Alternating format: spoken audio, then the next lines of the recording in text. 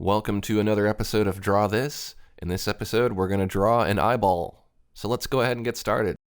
I'll be using Painter 2015 today. The first thing I'm going to do is select the elliptical shape tool, and I'm going to make sure that I have no fill and I have a black stroke. You can click on the shape properties to get more options. I'm going to choose a width of 10. I think that'll work pretty well. If you hold shift, you'll be able to draw a perfect circle. If you use the move tool, you can go ahead and move that circle wherever you like. And we're going to make sure that our eyeball's in proportion, so we're going to draw another smaller circle, and then we're going to move it over, and we're going to duplicate it by holding Alt and dragging. Then we're going to select both of those circles and use Control T to scale them up. We'll delete the duplicate, and what we want is we want that inner circle to be half the size of the bigger circle. We want to repeat that again with the pupil. So now we have everything in proportion. We can delete our duplicate. We'll go ahead and select all three of these layers, and we'll go to Layers, Align Horizontal Center. And then we'll do that again. We'll go to Layers, Align Vertical Center. That will center all of these circles on each other. Let's group those layers, and we'll give them names based on their anatomical name. We'll go ahead and create a new layer for a center line, and we'll use the scratchboard tool while holding Shift to go ahead and divide this eyeball right in half. That'll help us get the rest of the eye in proportion. What we'll do is we'll go ahead and convert these shape layers into default layers by right-clicking on them and choosing Convert to Default Layer. And now if we collapse that group, we can go ahead and dim the opacity of the whole group. Let's create a new layer, and we'll use the detail oils to go ahead and sketch a little bit. We'll draw a horizontal guide right under the pupil, and we'll place our tear duct below the horizontal lines, and the opposite corner of the eye will be above the horizontal lines. You want to cover the iris a little bit on the top and bottom side. And then what you want to do is go ahead and just connect all of those lines together, and that will be your eyeball shape. Now everybody has a different shape for their eyeballs, so this is just kind of a general eyeball shape. I'll go ahead and thicken the edges a little bit everywhere just to clean it up, and then draw on the tear duct in the side of the eyes. I'll erase that guide, and then I'll go ahead and draw a little bit of the eyelid. When you're drawing eyes, you always want to consider that the eyeball is underneath and it's bulging out the eye. It's a sphere, so you want to give it spherical shading. We'll go ahead and draw the bottom side of the eyelid, and then add a few more details here and there. I'll add the indication of some eyelashes over on the far side of the eye. Just a few for now. I won't worry about doing too many, but we just want to get an idea for the direction that they're going. I'm going to dim the opacity of that sketch layer, and then I'll create a second layer to go ahead and do my inking. I'm going to use the scratchboard tool for this, and I'm going to try to be really careful when I ink and do nice smooth lines. If I don't get a good line, I'll just do an undo, and keep doing undos until I get it right. I think that looks pretty good. Let's go ahead and hide the original sketch layer and the guides, because we don't need them anymore. We'll create a new layer for lashes, and we'll go ahead and draw on those lashes again. We'll try to do a cleaner job this time. Next, we'll create several layers for some shading. I'm going to give these names based on the part of the anatomy that I'm drawing. Then I'm going to group them together, and then we'll go ahead and order these from foreground to background. I'm going to start with the face layer and go ahead and fill it with a number 2 value. That gives us a good base color to start with. I'm going to go to the eyeball layer, and I'm going to use the scratchboard tool to go ahead and fill that in with a slightly lighter value. And what I'm going to do is basically just block in all of these different areas. So the eyeball is going to be an area, the iris will be a different layer, and the pupil will be a different layer. I'm going to go to the iris layer and use a number 6 value to fill that in. And layer order is really important here. Sometimes you have to kind of play around with the order of the layers to figure out what makes sense. In this case, it makes more sense to have the pupil above the iris layer and the iris above the eyeball. So I changed the layer order a little bit. I've gone ahead and filled in the remaining layers. And then what I'll do is I'll go ahead and add a highlight. We'll put that highlight up above the line work so that it doesn't get covered up. And then here and there we'll add a few more little highlights. This really helps the eye look reflective and wet and glossy as it should. So here and there, just a few little spots. This will really make it pop out. If you don't do this, your eye is going to look kind of flat. I'm going to go ahead and add some shading with the airbrush now to each of these layers. I'll start with the eyeball layer, and I'm going to use a darker value to go ahead and add a shadow on the top side.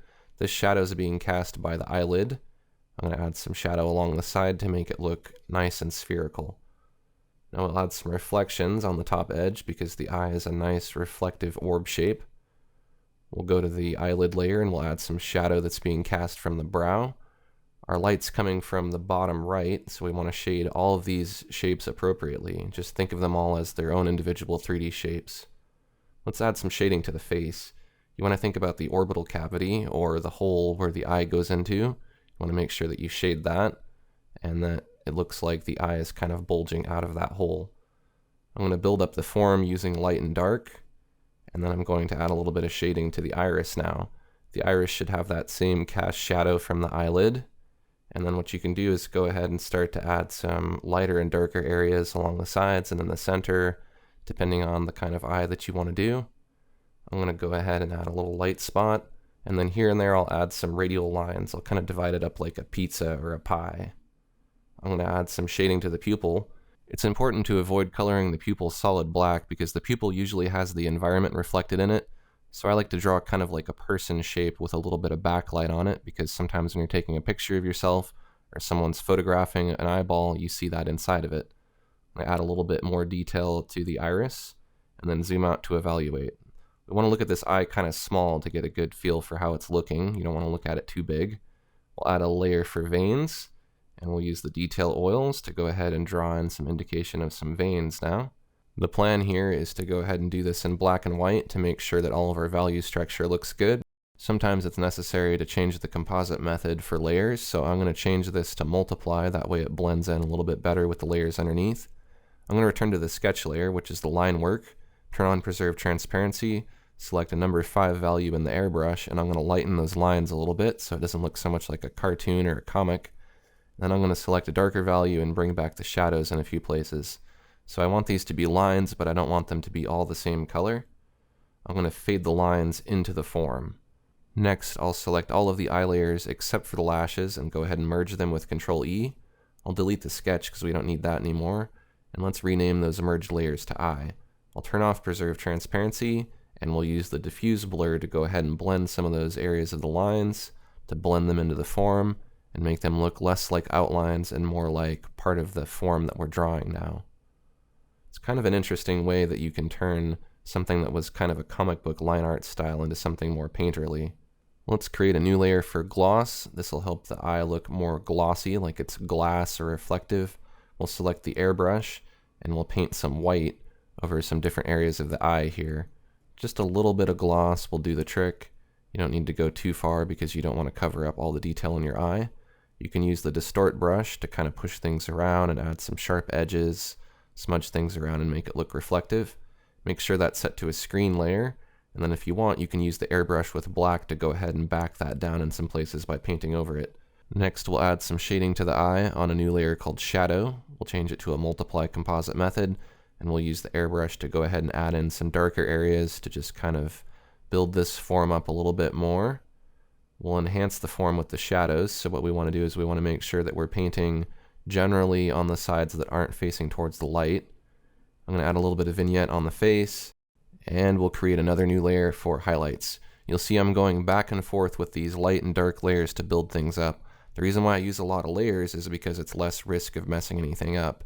I'll add some fine highlights with a small brush, and maybe add a few more lashes with the detail oils on their own layer. That way if I don't get them right, that's okay, and then I can always blend behind the lashes if I need to. I'm going to return to the eye layer and go ahead and try to balance out some of the light and dark a little bit using the airbrush, and just continue adding form to build up the shape of the eye. Now let's add a little bit of texture on a new layer. Texture is more often than not a multiply composite method. We'll select a dark gray value and we'll use the sponge to just go ahead and paint over the whole eye to give it some skin texture. We can dim the opacity of that layer to make a more subtle blend. Let's add more texture on a second layer. This time we'll go ahead and use the chalk, and you can feel free to experiment with the different paper textures, but basic paper tends to work pretty well. We'll dim the opacity on that a little bit, and then we'll go ahead and return to the highlights layer, and we'll use an airbrush to give it a little bit of white glow. We'll add a little bit of white over the eye itself too to make it look more glossy. Next, let's go ahead and group all of those eye layers together. We'll name that group eye. Let's create a new layer and let's begin adding some color tinting now. So we'll start with the skin color. We'll create a group. That way all of our color goes into a group. And we want all of our tints to be multiply composite methods.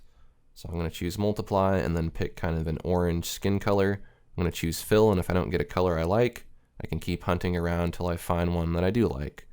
You may need to shift it towards red or towards yellow depending on the skin color you like. And then I'm going to go ahead and use the airbrush to vary the color. So I'm going to change it a little bit in hue and a little bit in value just to get a little bit of variety. Then I'm going to dim the opacity of that layer. I'm going to create another layer for a skin tint, and it'll be the same. It'll be a multiply composite method. I'll go ahead and fill it the same way with a similar orange peach color. And layering up these tints really helps this to look a little more realistic. We'll create a new layer for red. It's really important to add red to drawings of people because the red kind of represents the blood that's under the skin, and you can especially see red in people's eyes, especially in their tear ducts and in the corner of their eyes and surrounding their eyelid. You want to make sure that's a multiply composite method. And we'll go ahead and create a new layer for iris. This will be the iris color. We'll go ahead and add some green and kind of back down the opacity, maybe conceal it here and there if I need to. I'll create a new layer for light. This will be some lighter areas. And I'll just kind of use a lighter skin color to go ahead and add some of my highlights in. This is kind of like how you would do it if you were acrylic or oil painting.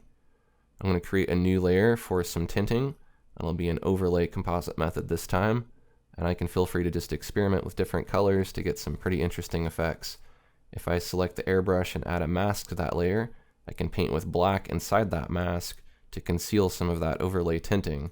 So now I get a nice blend of the two different colors.